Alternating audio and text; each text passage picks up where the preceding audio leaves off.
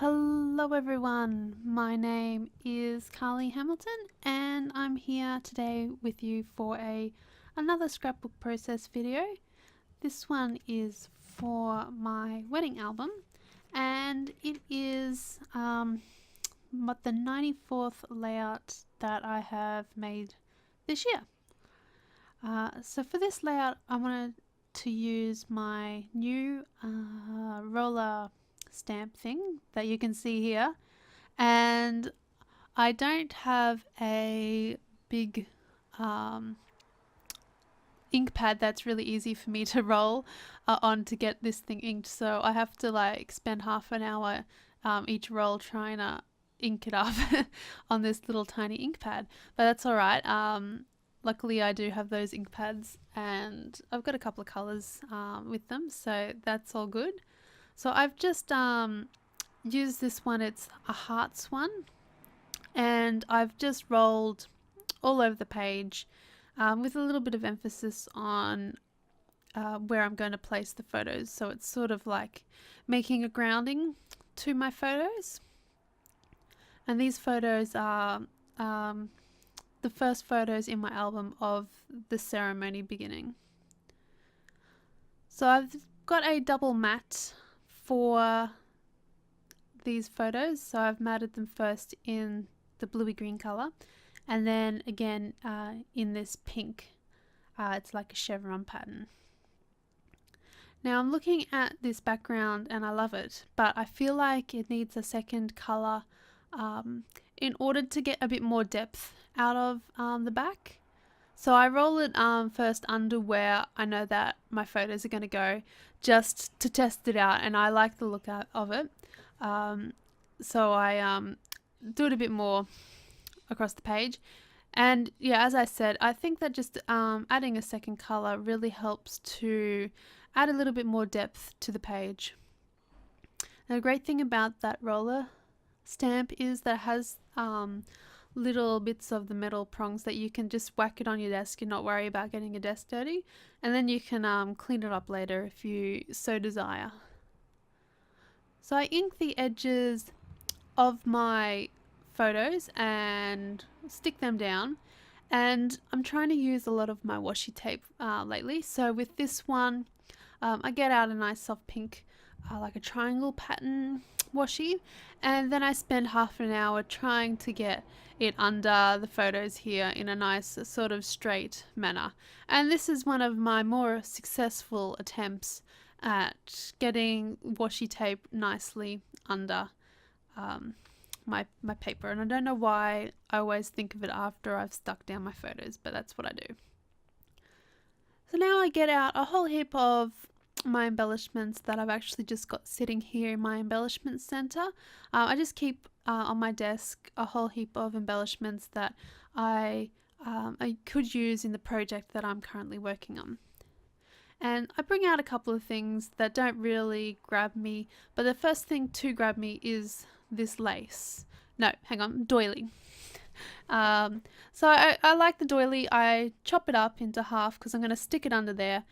I think that it needs to have the washi tape come out of the other side of the doily, just so it's sort of grounded on that washi tape.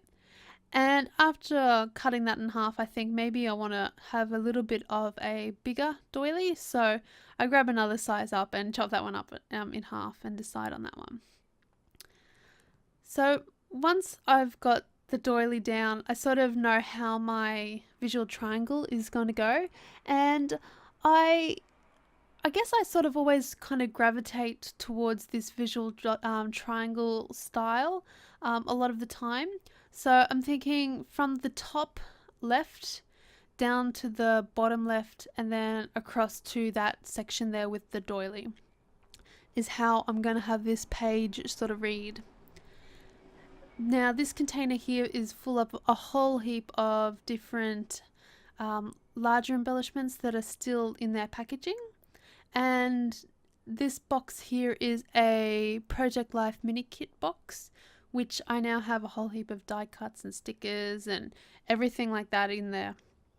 So I pull out a whole heap of things that Mainly I like to look for colour first, so I look for things that are in the same sort of colours, and then I look for theme or what it is second. And sometimes the theme of it may not work, like it might say happy birthday, for example. And if I really like the colour and the shape of it and everything, then I can always cover up the happy birthday, with my own words or with another sticker. So the actual theme of it is secondary to me. Now I've pulled out another box, and as you can see, this is full of like my flare badges. I've got a bit of wood veneer in there and a couple of chipboard things. I pull out some things and I don't think any of them actually make it onto the page. And here's another box here. So many boxes. These ones you can see I've got a whole heap of buttons and things like that in there. Now this layout took an hour and 3 minutes to make, which is about average. I'm taking about an hour or so these days to create a page. And as you'll see at the end, there's not a whole heap to this page. I think a lot of that time is just in my decision making. So I've pulled out a whole heap of stuff now. So now I'm going to try and somehow stick it on to the page. So I chop off this sticker because I didn't want the whole sticker on there. I just wanted a bit poking out. And as you can see, I'm just going to be like tucking a whole heap of embellishments in that corner there and on that doily. I like this banner sticker and I want to use that as sort of a second grounding, I guess, for that new sticker that I've just placed down. So I get out my tweezers because I find it easier sometimes to use tweezers with stickers to get them into the correct place.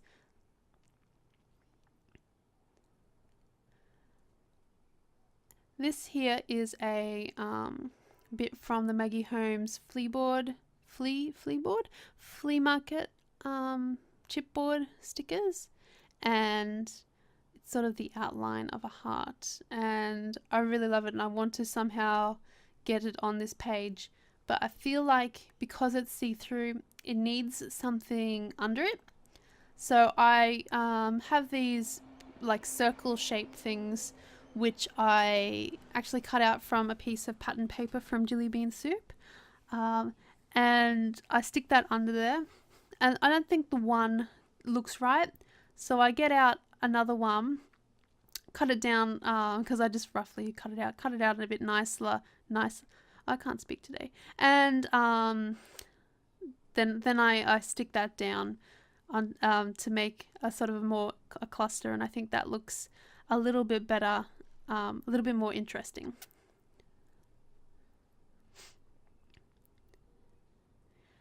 Now in this bottom cluster, I found some other like little things that are the right kind of colors. One's a sticker from Jelly Bean Soup that says better together, and then a flare which I got from, I'm pretty sure, 2 Peas in a Bucket, that says love, and also a nice little button. I get out those banner stickers. They're puffy stickers from Freckle Fawn, but they're way too bright for this layout. This layout's a bit more subdued in its colors. I do like the look of this bit of lace. So I pull off all my hard work and stick down my lace.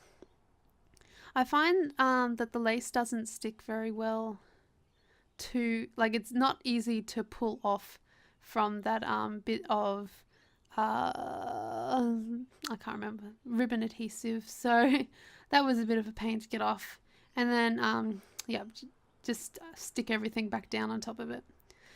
I love that a lot of stickers are really easy to pull off because I'm often changing my mind about how things are going to go,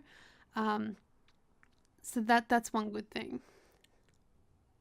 I just used a bit of dimensional magic on a sticker there to make it pop a bit more.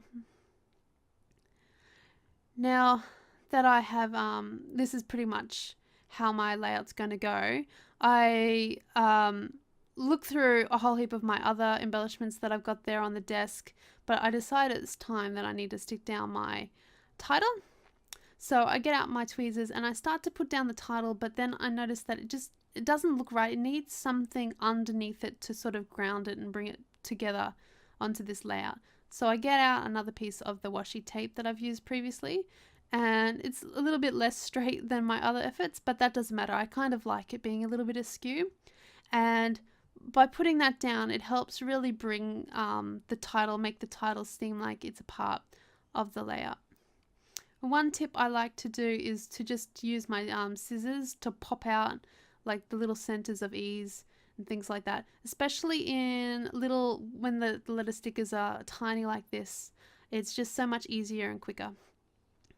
With that I dot, I accidentally ripped it off, not at the adhesive bit, so I had to use my glue to stick it down. Now I feel like it just needs a little bit more dimension in that side bit there, so I stick down a button, and I think that just makes that side pop, and it also brings it together visually with the other button down the bottom. Now recently I was going through my stash and I sort of rediscovered something that wasn't forgotten per se, but just hadn't been thought about, and that's all my Swarovski flat-backed gems that I've got. So I decided to incorporate them into this layout, using just my glue to stick them down. These are from my time when I used to work at a scrapbooking store. It also had a beading section, and loved those Swarovski flatbacks. They just got this beautiful shine to them. Now, to follow on from my trend there, lately I've been just putting dimensional magic on all of my titles just to make them pop a bit more. And yeah, it does. It makes them just pop out without being making them seem like they're not part of the layout. It just makes them pop that so much more. So here is a little close-up of my finished layout, and I'm really happy with how this one turned out. It's just really simple, but also super sweet, and it goes well in my wedding album. So I hope that you've enjoyed watching this video and that you've got something out of it. Please do let me know what you think in the comments below. I love hearing what you all have to say. So thank you again so much for watching. Do check out my website, which is createmess.com. I've got a lot of things on there for scrapbookers, so do check it out, and I look forward to seeing you next time. Thanks for watching, everyone. Bye!